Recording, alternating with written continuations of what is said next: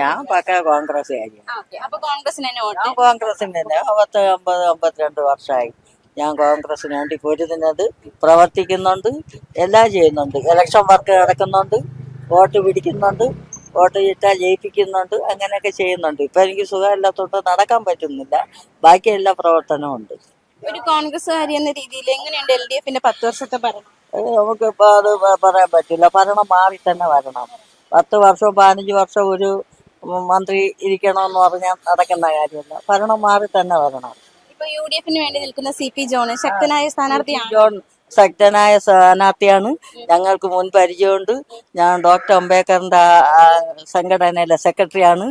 അപ്പോൾ ഞങ്ങൾ ആ കാര്യത്തിനൊക്കെ പ്രസംഗിക്കാൻ വന്നിട്ടുണ്ട്. അതുകൊണ്ട് നല്ല മനുഷ്യനാണെന്ന് തോന്നുന്നുണ്ട്. ഇപ്പൊ ഈ പ്രാവശ്യം PC ജോണിന് വേണ്ടി നമ്മൾ പൊരുതും, വോട്ട് ചെയ്യും, വോട്ട് ചെയ്യിപ്പിക്കും നമ്മൾ. അപ്പൊ ഇത്തവണ തിരുവനന്തപുരം UDF തോക്കൂല, ജയിക്കും. ഇല്ല, ജയിക്കും, ജയിപ്പിക്കും, ജയിപ്പിക്കും. അമ്മേ വോട്ടിടാൻ പോകോ? വോട്ടിടാനൊക്കെ പോകോ? വോട്ട് ചെയ്യാൻ പോകോ? പോവും. ആര് ജയിക്കണമെന്നാണ് ആഗ്രഹം ഈ ഇലക്ഷന്? ഇലക്ഷന് കോൺഗ്രസ് കോൺഗ്രസ് ജയിക്കണം.